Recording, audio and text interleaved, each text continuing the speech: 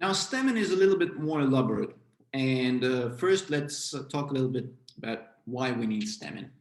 What's stemming? So basically, when you search, you submit a query, for example, running cats. Now, if you don't do anything with this query and with the text that you're searching for, you will only retrieve documents that has specifically the word running with the ending in and cats plural. And all the documents that contain running cat singular will be dismissed because they don't match the word cats. The same if you have a document, a cat runs somewhere. Again, runs doesn't match with running, cat doesn't match with cats, and this document is dismissed. So you want to unify all the words so that for a query a running cat, you can still retrieve documents cats. You can still retrieve documents talking about single cats and runs or run or well, the past is still run, but that's the idea. Now, how do you do that? The first thing you do, well, there are different approaches. There is just an algorithmic based where you write down the whole algorithm. We will see an example on the next slide. Again, dictionary based and of course a hybrid based. Now, in the algorithmic approach, the very common approach is porter stemmer. You will probably use some similar techniques in maybe in the assignment or maybe in your practice. Actually, it's a very long list of rules. You can find more rules following this link here. And these rules just say, okay, if we see the ending like this, we replace it with this. Now we remove as if the preceding is what contains a vowel not immediately before s. So basically for gas we don't remove as, for gaps we do, and so on and so forth. So there are different types of rules, very many rules, lots of pages of rules, where for English, of course, people manually created rules how to go from the word to its stem. So it's kind of manual. And of course, there are some false positives. You can reduce organization to an organ.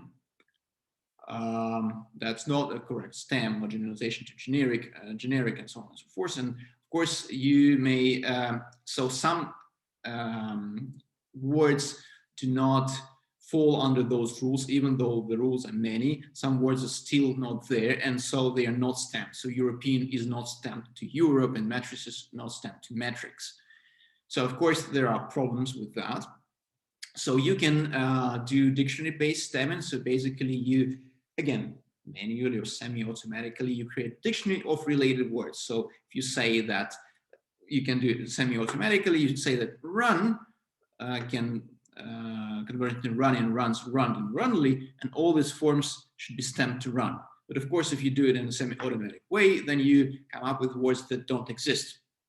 That's the downside. And another downside is, of course, new words problem. Especially in web search, that's a big issue because there is a lot of slang appearing every day. There is a lot of new words from tech companies.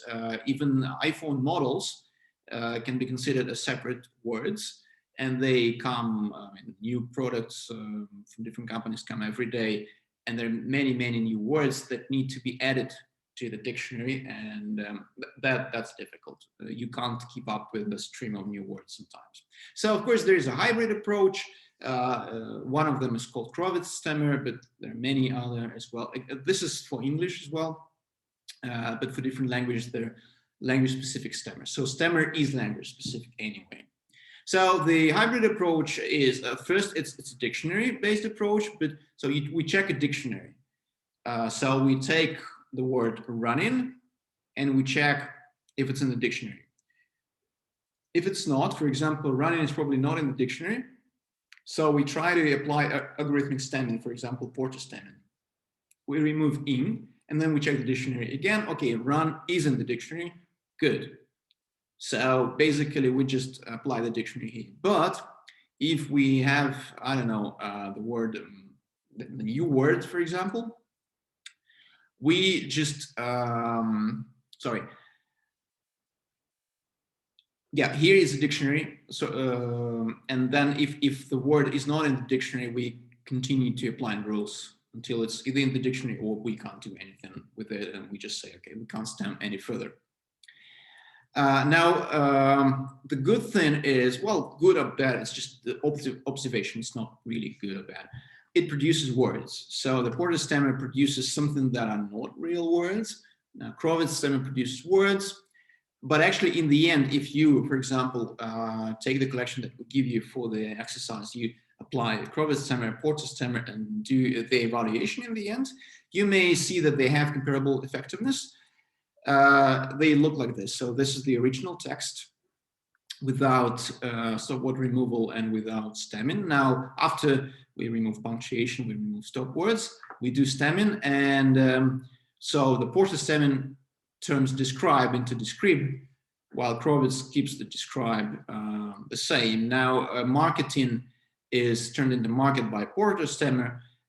Could be not good, but since this word is in the dictionary, it stays the same by Crowitz stemmer. So again, that may be important for different applications.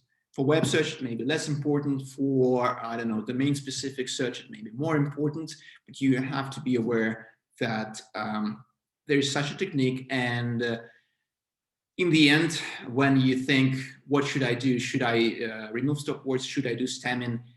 I can't tell you right away. You have to try and see what your evaluation says. That's why evaluation is so important. If evaluation says that doing Porter stemming is superior to doing no stemming and superior to doing Crowitz stemming, then you should probably stay with it. So that's the rule of thumb here.